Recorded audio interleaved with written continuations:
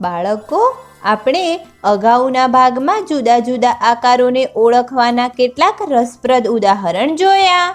આ ભાગમાં આપણે તેના સંબંધિત કેટલીક ગેરસમજ જોઈશું. આજે કાકાના ઘરે ચંદા અને ગોલુ એક અનોખી રમત રમી રહ્યા છે. કાકા તેમને એક આકાર બતાવશે અને તેમને તે આકારનું નામ જણાવવાનું રહેશે. જે આકારને સાચો ઓળખશે તેને કાકા એક ચોકલેટ આપશે. કાકાએ પહેલા આ રીતની એક બરફીનો ટુકડો બતાવ્યો. ચંદા અને ગોલુ બંને વિચારવા લાગ્યા. એ બંનેએ પોતપોતાના જવાબ લખી દીધા. આ રહ્યો ચંદાનો જવાબ અને આ રહ્યો ગોલુનો જવાબ. આવો આપણે કાકાએ બતાવેલ બરફીના ટુકડાને જોઈએ. તેની કેટલી બાજુઓ છે? 4. અને કેટલા ખૂણા છે? 4. શું બરફીની બધી જ બાજુઓની લંબાઈ સરખી છે? અરે હા.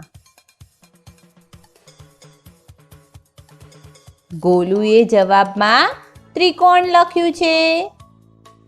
ત્રિકોણની કેટલી બાજુઓ હોય છે? 3. અને કેટલા ખૂણા હોય છે? 3. ચંદાએ જવાબમાં ચોરસ લખ્યું છે. ચોરસને કેટલી બાજુઓ હોય છે? 4. અને કેટલા ખૂણા હોય છે? 4. શું ચોરસની બધી જ બાજુઓની લંબાઈ સરખી હોય છે? હા. તો કોનો જવાબ સાચો છે?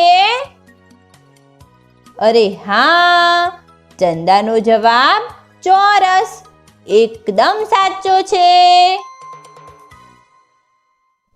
અને ગોલુનો જવાબ ત્રિકોણ ખોટો છે. ચંદાને તેના સાચા જવાબ માટે કાકાએ એક ચોકલેટ આપી. હવે કાકાએ એક ચોપડી બતાવીને પૂછ્યું કે તે કયા આકારની છે. ગોલુએ તરત પોતાના જવાબમાં લંબચોરસ લખ્યું અને ચંદાએ ચોરસ. બાળકો, શું તમે જણાવી શકો કે કોનો જવાબ સાચો છે? આવો આપણે કાકાને બતાવેલ ચોપડીને જોઈએ. ચોપડીની કેટલી બાજુઓ છે? 4. અને કેટલા ખૂણા છે? 4. પરંતુ શું ચોપડીની બધી જ બાજુઓની લંબાઈ સરખી છે? અરે ના, ફક્ત સામસામેની બાજુઓની લંબાઈ સરખી છે. તો ચોપડી કયા આકારની થઈ? લંબચોરસ. તો ચોકલેટ કોને મળશે? ગોલુને. ગોલુનો જવાબ લંબચોરસ એકદમ સાચો હતો અને ચંદાનો જવાબ ચોરસ ખોટો હતો. કાકાએ ગોલુને ચોકલેટ આપી દીધી અને ચંદા અને ગોલુ ખુશી ખુશી પોતાના ઘરે જતા રહ્યા.